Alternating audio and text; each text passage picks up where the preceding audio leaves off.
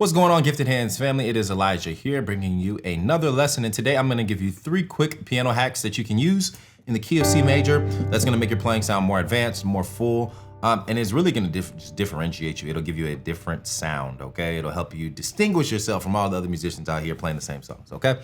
So let's dive into it. So we're going to be using a song example today called Let Go and Let God. It was, I believe, written by P.J. Morton. This guy, Dwayne Woods or something, I think that's his name. Sang it, made it popular. So it just goes like this. I'm playing it in C. It's not originally in C, but we're gonna break it down in C.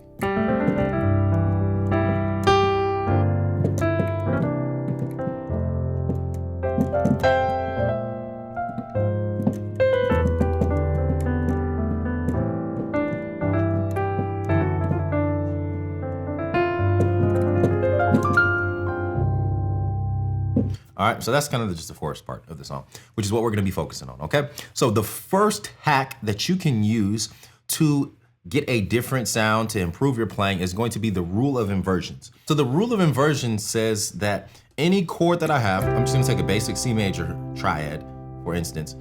I can take any chord and any of the notes of the chord, any of the chord tones, I can put in the bass, right? So C could go in the bass for this chord, E can go in the bass for this chord, G can go in the bass for this chord, and even if we think about it as like a 7th chord, then B could go in the bass for this chord.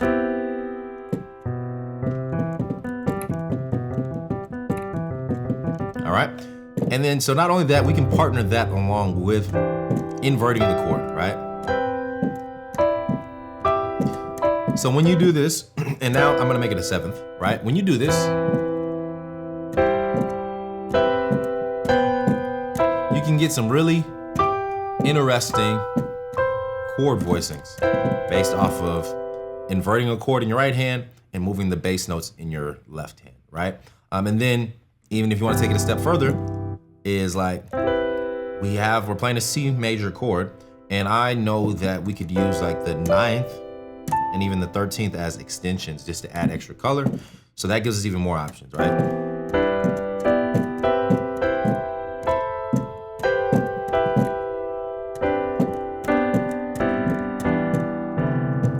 So when we unlock that rule, we're giving ourselves like unlimited chord voicing options for just a basic C major chord. So in the context of a song, what would that sound like?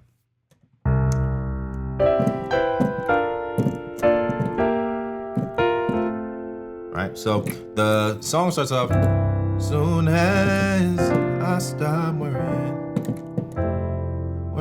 how the story ends, I let go and I let God, I let God have his way. Right, so soon as we're starting on the 1, and then you can play like a 5 minor to the 1, dominant to the 4. Let's just take that much. So one thing that I like to use the rule of inversions for is to follow the melody line.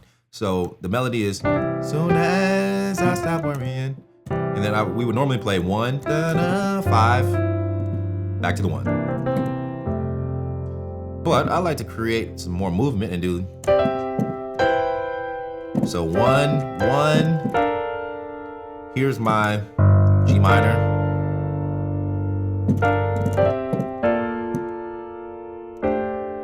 You could do something like that. I stop worrying.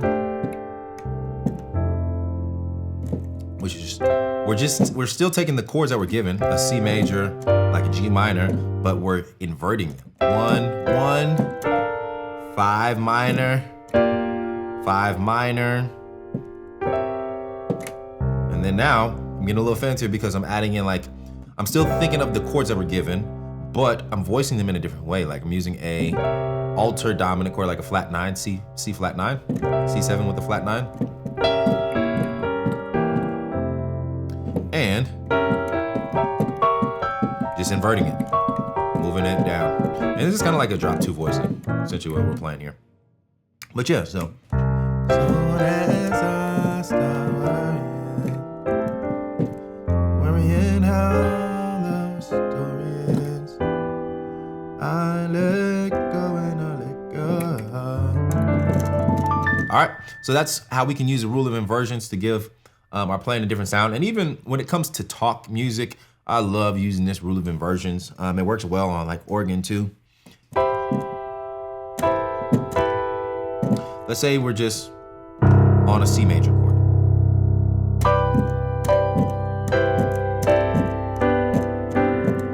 Sometimes I won't even think about the chord as like playing a note in my left hand, something in my right.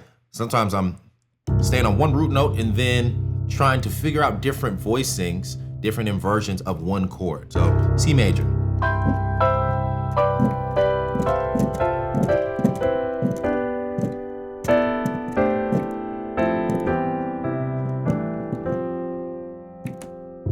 And that was kind of adding a couple chords in there, like the 1 and the 4. All right, but let's just stick with the 1.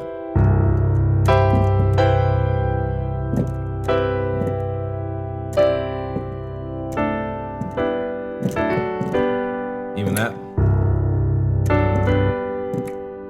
That could be like a 1 chord with a sharp 11 to the like a basic major 7.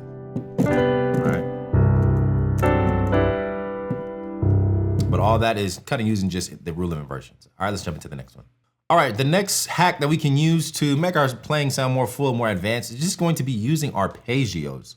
Arpeggios is a great way to just fill up space in the context of a song, and when maybe you're holding on a chord for a while, without having to think about a bunch of theory or think about a bunch of moves. It's just like the information is already there, the notes are already there, and you can just put them in whatever order that you want, played as an arpeggio, and it's gonna sound good.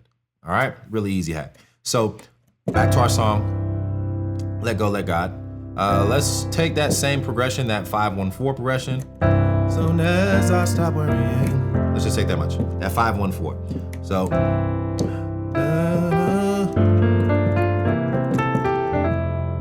we could do something like that, which is still 5-1-4, but we're breaking it up.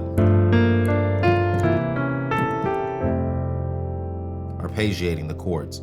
And so one thing that works well when you're gonna do arpeggios is going to be add some extensions, add a little bit of color to the chord progression. So here we're still thinking 5-1-4, but instead of minor 7, I'm moving my thumb to the 9th.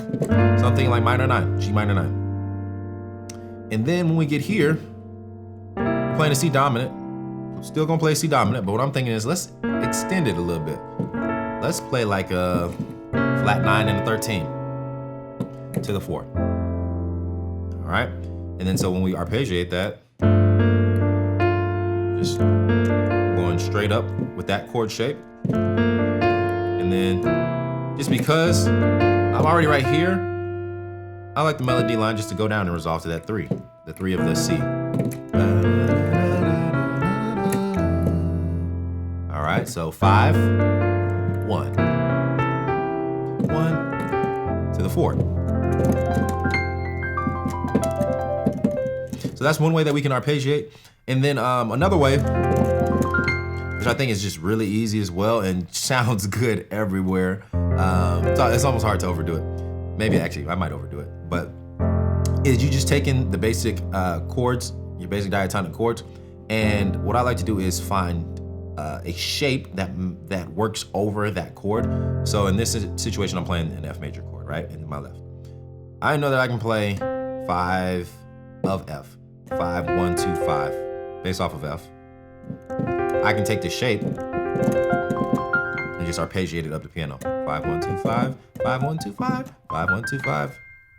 And that way, when you build up the technical skill to be able to play it fast, it sounds really good just going up the piano, arpeggiating it all the way up. Or all the way down, right?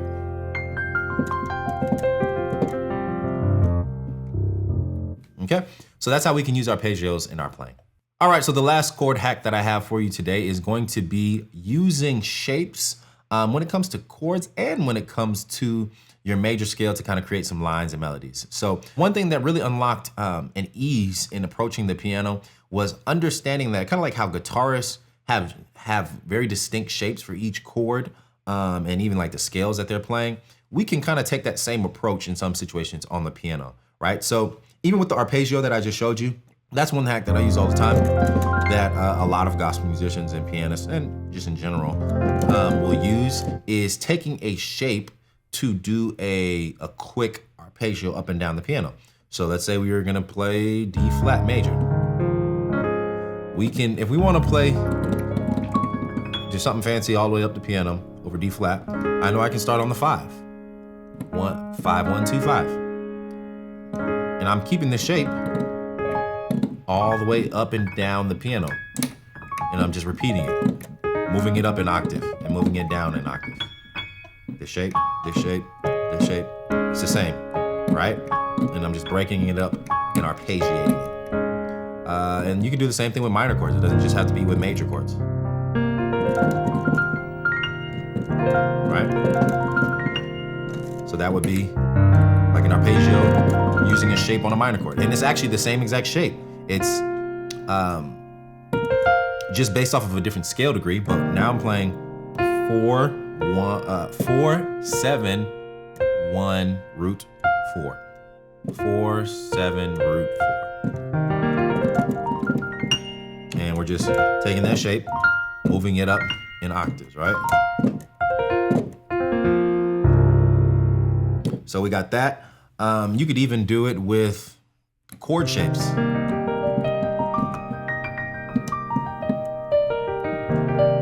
Right, so if I have a C minor chord and I'm just trying to fill up space, I know I can play an E, like an E flat major chord over C minor. So I'm taking this shape and just arpeggiating it, right? And that even works for solos.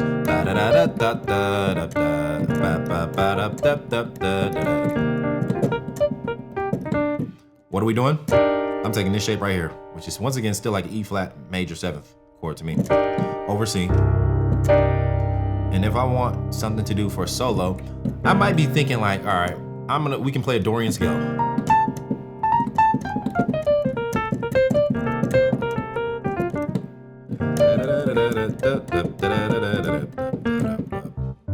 Right? Maybe we're thinking a Dorian scale that we can play to solo, but then we want to switch it up. An easy way to get out of thinking in terms of scales is by thinking in terms of shapes. And once you have a shape down, you can play with that shape however you want to. You can mix up. You can mix up the patterns that you use to go up and down the scale. So that's one way that we can use shapes. And then the other way, I think that's a really quick and common use for using shapes, is just going to be in like creating runs and licks. So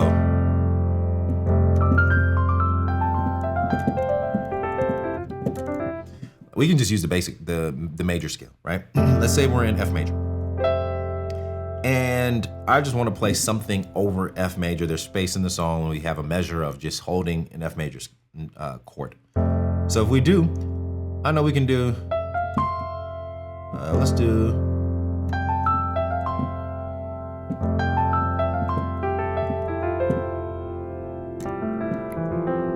let's just take that. I like that.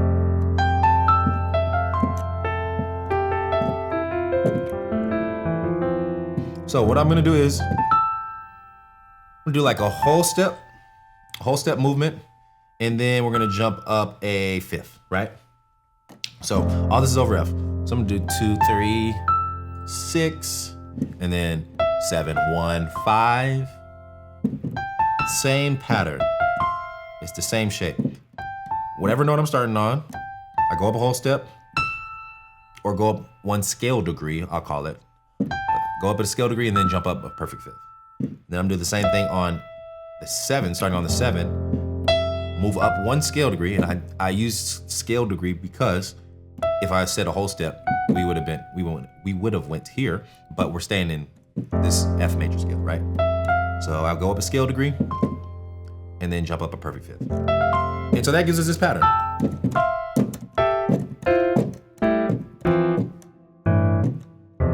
Right? And you can follow that up and down.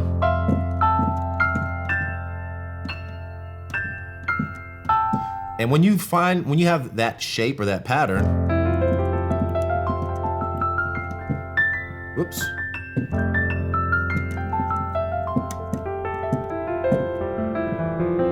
When you have that shape, that pattern, you're playing just like, there's less mental processing that needs to happen, and you can just flow. Like, it's so much easier to,